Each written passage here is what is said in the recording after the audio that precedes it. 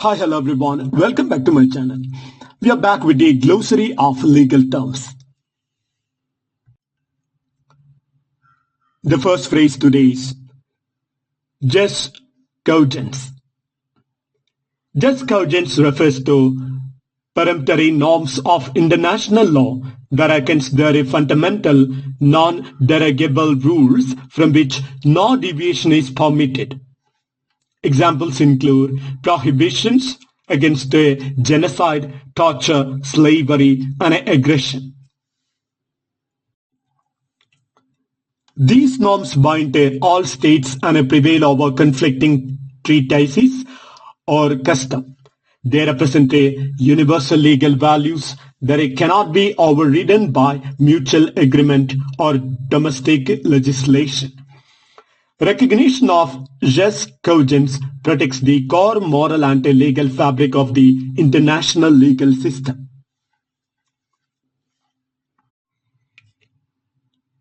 The next term is abeyance. Abeyance is a state of temporary inactivity or suspension, particularly of a legal right or title, until a particular condition is met. It often occurs in inheritance law, where property or title is in abeyance if multiple claimants exist and the legal resolution is pending. Abeyance does not extinguish the right, it merely delays its exercise.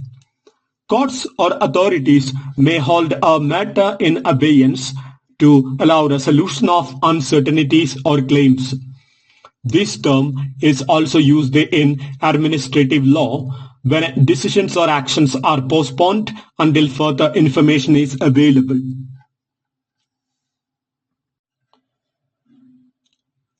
The next phrase is ipso jure. The phrase ipso jure means by the law itself. It refers to legal consequences that occur automatically under law without a need for additional action. For instance, property held in tenancy by entirety may convert into tenancy in common ipso jure upon divorce. The law itself triggers the change at the moment a qualifying legal event occurs. Parties need no judicial intervention. The transformation is operative by statute. This principle emphasizes automatic legal effects embedded in statutory frameworks.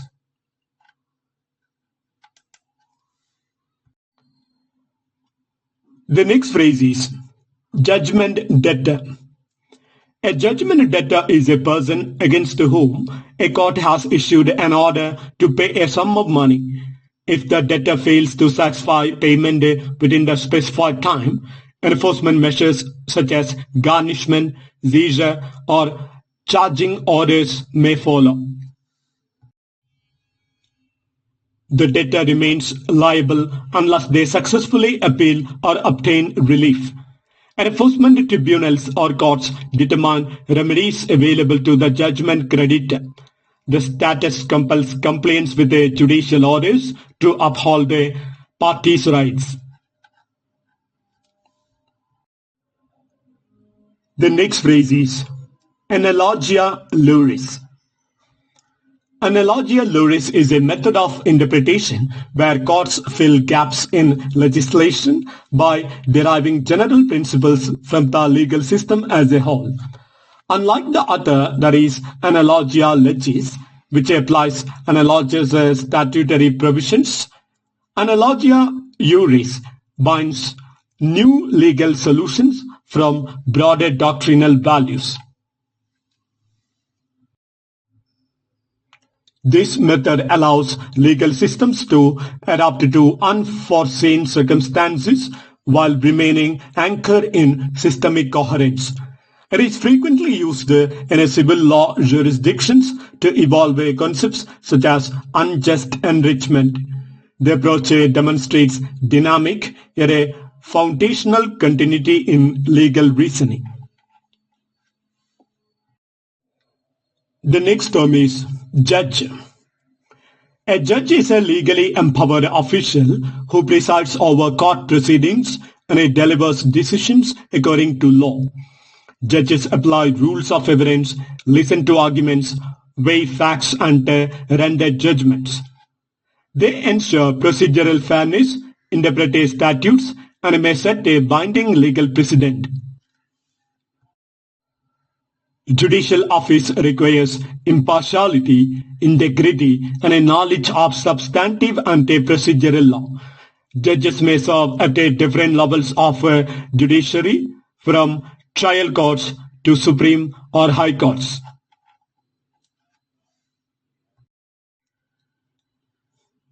The next phrase is jus gentium. In a Roman and international legal traditions, jus gentium, that means the law of nations, originally described customary principles shared by all civilized people. It governed relations between citizens of different nations, merchants, and foreigners, and formed the early basis of international law. In modern usage, it refers to general norms accepted across states derived from reason and universal content. It remains a foundational concept underpinning the development of international legal order. Jus gentium reflects centuries of legal thought from Roman law to contemporary global jurisprudence.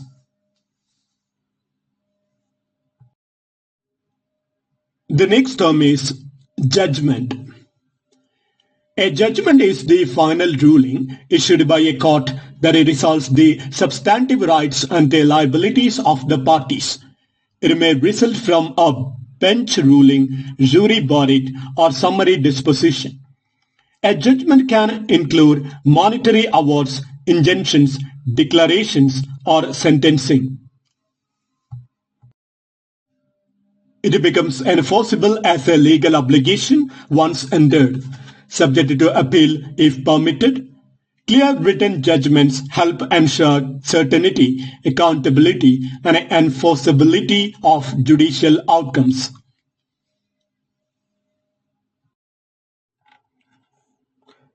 The next term is abrogation. Abrogation refers to the formal repeal or abolition of a law, regulation, or legal principle by competent authority. It implies complete annulment as opposed to mere amendment or modification. Abrogation can occur through legislation, judicial decision, or executive action depending on the system of governance.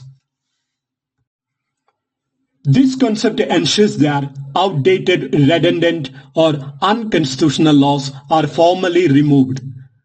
Abrogation has legal consequences as it extinguishes the effect of the law and may affect the rights or obligations previously governed by it.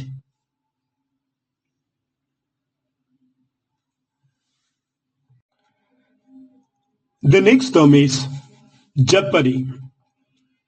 In a criminal law, jeopardy refers to the risk or peril of being tried and punished for an offense.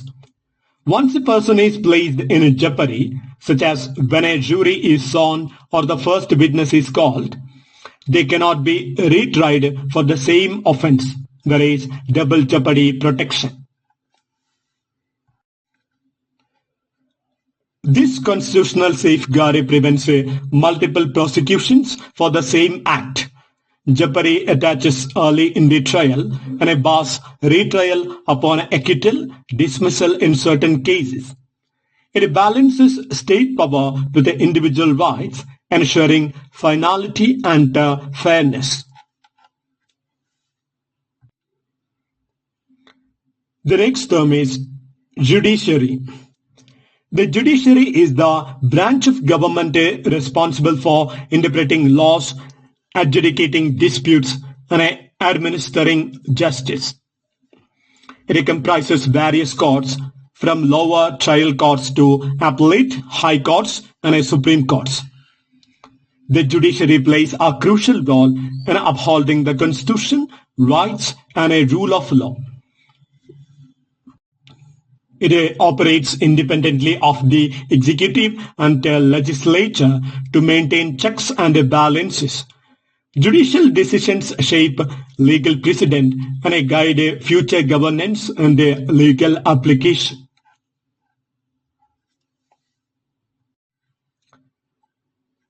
The next phrase is Jurex non reddit plus quam cor petens ipse requirit. The maxim Jurex non reddit plus quam cor petens ipse requirit means a judge does not grant more than what the plaintiff requests, affirming that judicial relief is limited to the claims made by parties. It prevents courts from exceeding the scope of substantive requests and ensures fair notice. Judges may not award remedies not sought or supported by the pleadings. This limitation promotes procedural clarity and protects defendants from unexpected relief. It ensures judicial restraint within litigated boundaries. The next term is jurisdiction. Jurisdiction denotes the legal authority granted to a court to hear and decide cases. It may be territorial, that is subject matter, in personam, that is personal, or in rem, that is property-based jurisdiction.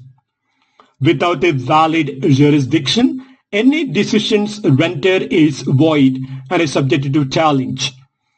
Jurisdiction ensures that courts operate within lawful boundaries and respect separation of powers. Disputes often hinge on whether a court properly had the power to adjudicate a particular matter.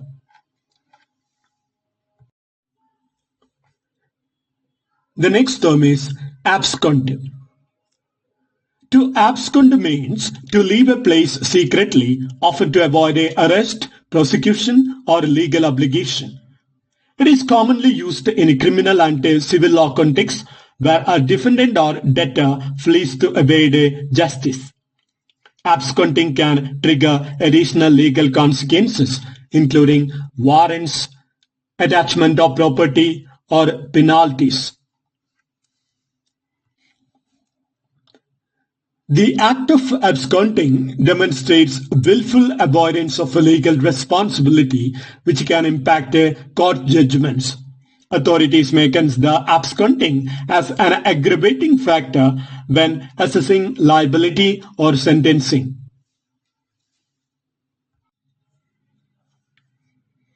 The next phrase is jurisdictional error. A jurisdictional error arises when a decision maker or court acts beyond its legally conferred authority, for example, by ignoring relevant considerations or breaching natural justice.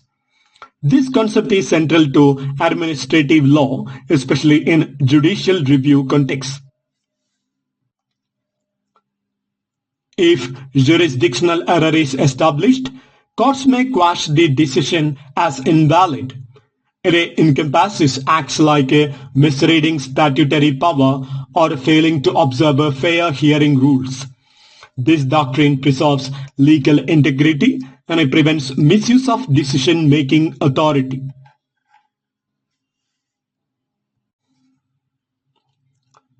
The next phrase is John Doe and a Jane Doe. John Doe is a placeholder name used in legal proceedings to refer to an unknown or unidentified party, commonly in lawsuits or criminal cases. It enables initiation of legal action when the actual identity is not yet available. The actual name can be substituted later once discovered, preserving legal rights and their timelines. The analogous female placeholder is named Jane Doe. This practice promotes access to justice by allowing claims to proceed even when parties are initially unnamed. The next term is jurist. A jurist is a legal scholar or expert who contributes to the theoretical and the doctrinal development of law. Jurists produce academic commentary, analysis, and critiques of legislation, decisions, or legal institutions. They may serve as judges or practice lawyers, but their primary role is scholarship rather than advocacy. Their writings can influence legal reforms, pedagogy, and jurisprudential thought. Juries bridge practical law with a philosophical rigor and a historical context.